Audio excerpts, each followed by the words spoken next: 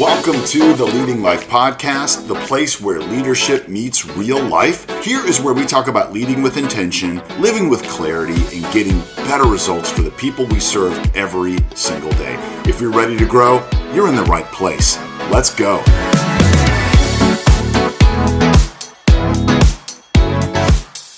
Right now on today's episode, 10 tips to help you save more money in 2026.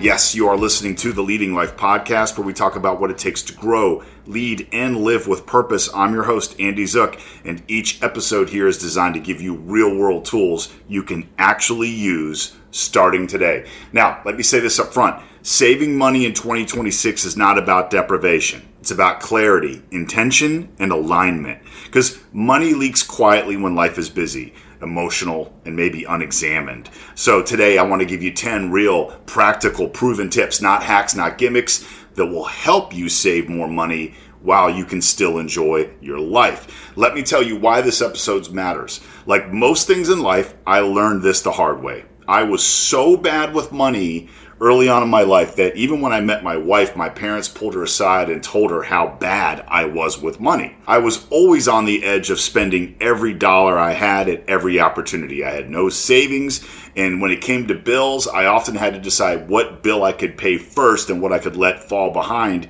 I think I told you on another episode that I was always afraid like my car was going to get repossessed because I was behind on my car payment, and I hear a tow truck in the parking lot and my pulse would start to race. You know, I lived way beyond my means and spent recklessly. So that had to change. Thank goodness it did. And I met a partner and a soulmate that would help me with that and get that under control. And then I started to really take the time to learn about finance, to learn about money, to read books, watch YouTube videos, and learn from people who were doing well. That's what made the difference for me. That's why I want to share this with you. So let's jump into some data first. According to data frequently cited by the Federal Reserve, roughly 35 to 40% of U.S. adults say they would struggle to cover a $400 emergency expense without either borrowing money or selling something. About 1 in 4 say they would not be able to cover it at all. A huge portion of people are just one surprise bill away from stress mode. About half of Americans report then having less than 3 months of expenses saved. So around 20 to 25% report having no emergency savings at all. Most people aren't failing, they've just never built the habit early enough before life got expensive fast. And then recurring reports from Bankrate tell us that roughly 45 to 50% of card holders and credit cards carry a balance month to month. Average credit card interest rates now hover around 20% or more. People aren't just using credit cards for convenience, they're using them for survival and cash flow gaps. Only about 30 to 35% of Americans say they will even follow a formal budget. The rest kind of check their balances and wing it, or they just avoid looking altogether. And what that says is avoidance is more common than planning because money feels emotional, not logical to them. So as income rises, spending tends to increase almost dollar for dollar in many households. Saving rates often do not improve with higher income unless systems are in place. And remember, more money doesn't fix money problems, our habits do. And that's why we're talking about this. But let's also mention retirement, because per recurring national retirement studies, 40% of Americans believe they are behind on retirement savings. Many rely on Social Security, even though it was never designed to be a sole income source. So people are hoping time will solve essentially what planning didn't. You know, we just met with a fiduciary not too long ago, me and my wife. And by the way, most financial institutions, Truist, Bank of America, etc., they should provide you with a fiduciary that can help you with your finance and help you build a portfolio for your life and retirement, and do that without them having any interest in making money. Their job is to make money for you. But anyway, he said something really interesting, and I asked him, I said, how, people that come into your office, what is it like, what's the breakdown? Like, how does this work? Like, how are people set up for their future?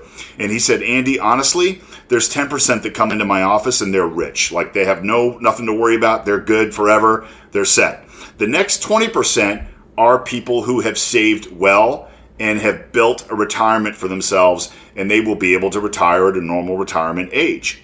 And then the bottom 70%, think about that, 70% will never retire at all. That's the financial situation that we are in.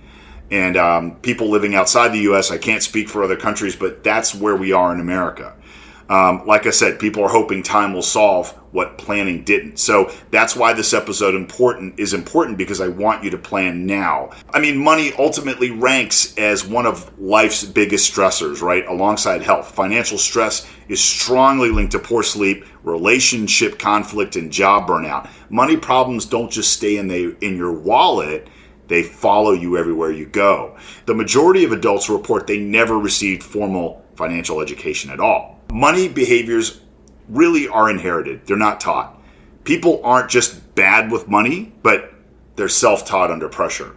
So most Americans don't have an income problem. They have a clarity and consistency problem. And so when people see their money clearly and they align it with their values and they automate the basics, they improve fast without necessarily earning more. And with that said, let's get into the tips. Here are 10 tips to help you save more money in 2026. Number one, know where your money is actually going. Not where you think it's going, but where it's really going. Most people don't have a spending problem, they have a visibility problem. So if you don't look, money's going to start leaking. So for the next 30 days, track every dollar. No judgment, no awareness. Clarity creates calm, and calm creates control.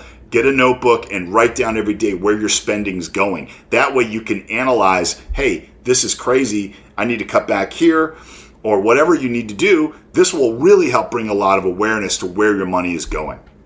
Number two, build a calm budget. Yeah, calm, not a punishment budget. Don't put something together that's unrealistic and you're going to suffer living on ramen noodles every day forever. If your budget feels restrictive, you won't follow it.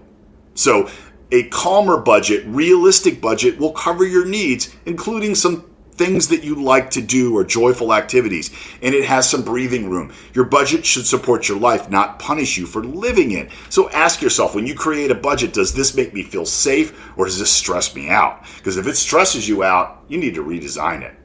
All right, number three, kill the quiet subscriptions. Yes, subscriptions aren't sneaky. They don't hurt individually, but together they start to bleed you. Streaming services, apps, memberships, add-ons. Cancel anything you haven't used in 60 days. And remember, if it mattered, you would have noticed it was gone.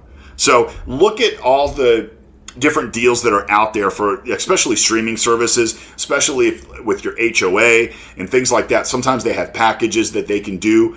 And just think about, how much do you really need? Do you need all these channels? Do you need all these services? Do you need all these apps? Really think about how that's impacting your life and if it's something you really need, because that's just money going away every month. All right, number four, separate spending from emotion. Most overspending isn't a logical thing, it's an emotional thing. So stress and boredom and reward and fatigue. We don't buy things, we buy relief. So what emotion am I trying to soothe right now? Ask yourself that, name it, pause, and decide intentionally. That pause alone could end up saving thousands of dollars over time.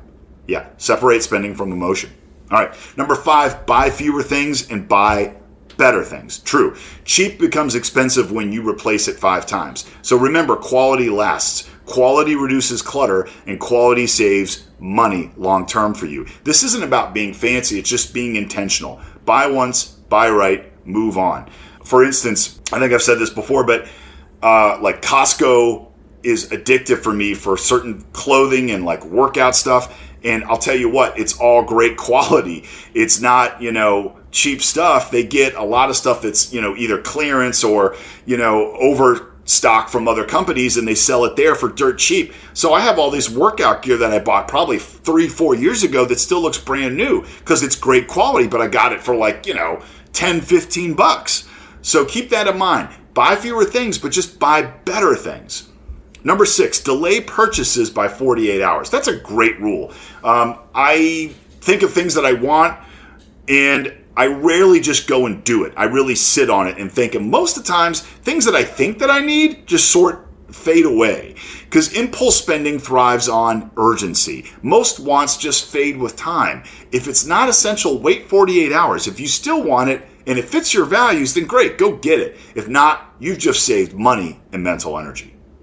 Okay, number 7, eat like an adult and your wallet will thank you. Yeah, food is one of the biggest money leaks. It's so funny. Earlier today, I took like 6 months of my American Express card alone. I have a couple cards, but that one I wanted to really look at. And I put it in to ChatGTP and just had it spit out where all my spending was going. And you know the number one thing on there, by a long shot, was food. Yeah, and a lot of it was like, the taco place around the corner, or, a couple quick things at the grocery store, or another restaurant. Eating out because you didn't plan costs more than money. It costs your energy. So plan your meals for the week. Eat before shopping. Cook once, eat twice. It isn't about restriction. It's just about respecting your future self. We all probably spend way more money on food than we realize. And like I said, take a look at your credit cards and really nail down where it's all going. I've been spending a fortune in tacos myself, which is just crazy. We can make that at home for much less. All right, number 8, protect yourself from lifestyle creep. We've all heard that before, and it's true, because more income doesn't fix bad habits. It starts to amplify them. So lifestyle creep is quiet. It sounds like, you know what, we deserve this now. And maybe you do, but deserve doesn't mean default. So when income goes up, savings has got to go up first. Every time I would get an annual raise at my job, I would raise my 401 1% or 2 up in contributions. So pay your future self before your present wants. And then number 9, automate, automate, automate. Willpower fades, automation doesn't. So set your savings to happen for you without thinking. Money that's going to go into an emergency fund, long-term savings like your 401 or your IRA, putting money aside for a travel fund, and fund money. When it's automatic, it's consistent. Consistency beats motivation every time. People who automate have more savings, more retirement contributions, and are able to pay their bills timely and without stress. So they're just more likely to save consistently and miss payments and feel more confident. Again, remember, willpower fades, but your systems don't. And then lastly, 10, define what enough means for you. This is a really important one. And as I've gone into my 50s, I start to think about that a lot. Because if you don't define enough, you'll just keep chasing more forever. And I hear, younger people in my life talk about more and more and more, and I just want to look at them and be like, why? Do you really want it? Do you really need that? Is that going to satisfy you? And I will tell you it doesn't. Like, a great example is I collect records, like vinyl records. I have all my life since I was a kid. And then I kind of went through that early 90s phase and sold off a lot of my collection for CDs. That was a huge mistake. And I ended up buying it all back because a vinyl record is not just like something that I'm going to physically play, but it's something I can physically touch, and it's a timepiece. Like, I remember where I was and what I was doing when I heard that piece of music. And so my whole collection is just different pieces of time in my life. And then I got to a point where, like, I have a lot of records, and why am I buying more? I've got more than enough. Matter of fact, I should probably sell off some of the stuff I don't even listen to, or it doesn't even matter to me. I would say the majority of my collection does, but when is it enough, right? So one year I just said, you know what, every dollar that I would have spent on records, I'm going to put into stocks. I'm going to put into building my future, because it's just, I had reached enough where buying more of that doesn't make me any happier. Enough is peace. Enough is margin. Enough is sleeping well at night. Ask yourself, what kind of life am I actually trying to fund? What am I saying yes to, and what am I saying no to? Saving money is really about protecting your values. People go, oh man, you have such a big record collection. That's so cool. I want to get into collecting vinyl. And you know what I say? Don't. Because there's probably like an entire house in that collection of records. That's how much money is invested in it. It's crazy. And so, again, what's enough to you? Think about that. All right, this is your leadership edge for the episode. Remember that financial leadership isn't about spreadsheets, it's about self-awareness. So when you lead your money well, you lead your stress, your time, and your future ultimately better. Remember, money's a tool for freedom, and you're the leader of your life. So learn to handle it that way. And then this is your call to action for this episode. I want to challenge you this week to pick one of these 10 tips and just apply it today. Not all 10, not 5, just one. Small changes done consistently can change your life. All right, so that is my episode. I hope this impacted you for the better. Please, if it did, leave me a rating or review on whatever platform you hear me on. And please hit subscribe so you don't miss another episode of the Leading Life Podcast. If this episode helped you, share it with someone who needs a calmer, more intentional financial life in 2026. And until next time, I want you to lead with purpose, live with intention, and keep on becoming who you were meant to be. But most importantly, go out and be the hero of somebody's story today. A leading life isn't about having one, but it's about living better. I'm Andy Zook. Thanks for listening to the Leading Life Podcast. Let's lead our lives better. Take care. I'll talk to you soon. Bye.